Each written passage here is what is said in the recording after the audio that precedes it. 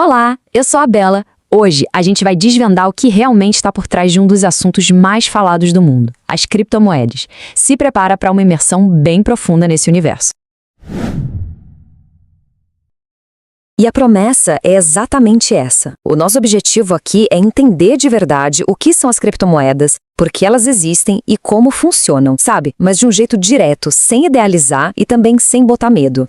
Então, vamos começar pelo básico. Então, a primeira grande pergunta, o que são, na essência, as criptomoedas? Vamos descobrir agora. Pensa num dinheiro que não vem de um banco central, que não vem de um governo. Ele simplesmente nasce e vive na internet. Ele é baseado em código e é mantido por uma comunidade global de pessoas e não por uma única instituição. E aqui a gente tem uma virada de chave, é a mudança no conceito de confiança. No sistema tradicional, a gente confia num banco para dizer qual é o nosso saldo. Com as criptomoedas, a confiança descentralizada. A própria rede, de forma coletiva, confirma quem é o dono de cada valor. É uma mudança de paradigma, de verdade. Ok, já entendemos o quê, mas por que criar um sistema financeiro completamente novo do zero? Vamos explorar agora os problemas que as criptomoedas tentam resolver. Essa ideia toda surgiu lá no meio da crise financeira de 2008 e ela veio para questionar 3 pontos centrais do sistema. Primeiro, a nossa dependência dos bancos, que vamos combinar se mostraram bem falhos. Segundo, o controle dos governos sobre a emissão de moeda. E terceiro, a falta de transparência sobre como o dinheiro circula de verdade. E aqui estão as soluções que as criptos propõem para esses problemas. Eliminar os intermediários, criar uma autonomia e uma escassez programada para ir contra o controle excessivo e, claro, oferecer um registro público de todas as transações para garantir a transparência. Tá, mas como é que tudo isso funciona sem ter um intermediário no meio do caminho? Parece mágica, né? Mas é pura tecnologia. Vamos entender o motor por trás disso de um jeito bem simples. A palavra-chave aqui é blockchain. Pensa nele como se fosse um grande livro-caixa de uma criptomoeda, um registro público onde toda e qualquer transação fica anotada ali, para sempre. Para ficar mais fácil, vamos usar uma analogia, a do caderno gigante. Cada página desse caderno é um bloco que registra as transações. Uma vez que a página é preenchida, ela não pode mais ser alterada e, o mais importante, existem cópias idênticas desse caderno em milhares de computadores espalhados pelo mundo. E é isso que explica a segurança do sistema. Para alguém fraudar uma transação, essa pessoa teria que alterar milhares de cópias desse caderno ao mesmo tempo, o que é praticamente impossível.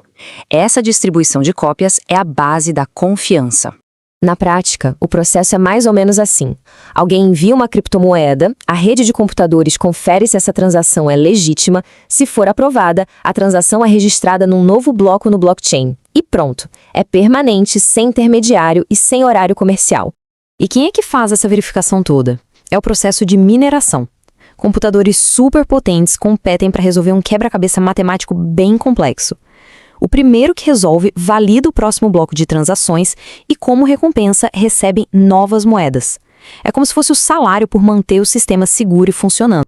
Falar de cripto quase sempre leva a gente a pensar em Bitcoin, né? E com razão, ele foi o pioneiro.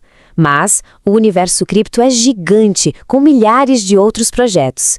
O Bitcoin, que foi criado lá em 2009, foi quem lançou as bases de tudo. Ele tem um limite de 21 milhões de unidades, não tem um dono central, é resistente à censura, por isso ele é muitas vezes comparado ao ouro, como se fosse uma reserva de valor digital. Mas é fundamental entender um ponto. Nem toda criptomoeda quer ser um novo Bitcoin. Existem propósitos e tecnologias muito diferentes por trás de cada projeto. Para a gente entender um pouco dessa diversidade, vamos ver algumas categorias. Existem as moedas de pagamento, como o Bitcoin. Existem plataformas, como a Ethereum, que permitem criar aplicativos e contratos que se executam sozinhos.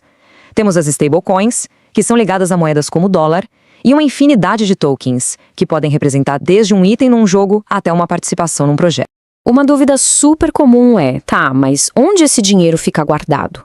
A verdade é que as moedas estão no blockchain.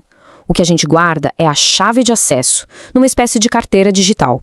E olha, aqui vai o alerta mais importante de todos. Sério, quem tem a chave tem o controle. Perder a chave significa perder o acesso para sempre. Não existe esqueci minha senha nesse universo.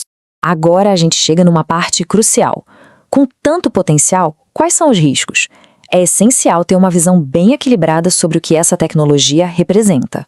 Essa é, talvez, a pergunta de $1 milhão. Criptomoedas são um bom investimento? A resposta, claro, não é um simples sim ou não. De um lado, a gente tem um potencial enorme, mais autonomia financeira, uma tecnologia super inovadora e, claro, a possibilidade de uma grande valorização. Do outro, os riscos são bem reais. Os preços são muito voláteis, existem muitos golpes, projetos sem fundamento e uma regulamentação que ainda é incerta em vários lugares. Então, é muito importante alinhar as expectativas. Cripto não é um esquema de dinheiro fácil e rápido. Não existe garantia nenhuma de lucro e, por enquanto, não é um substituto que vai eliminar os bancos da noite para o dia. Para fixar bem o que a gente viu, um resumo rápido. Criptomoedas são dinheiro digital descentralizado, que se baseia na tecnologia blockchain. Elas são controladas por código e pela comunidade de usuários e oferecem grandes oportunidades, mas também riscos à altura.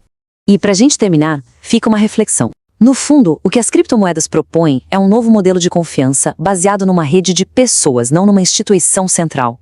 A verdadeira questão é como essa ideia pode transformar o futuro do dinheiro e das nossas relações financeiras. Até a próxima newsletter.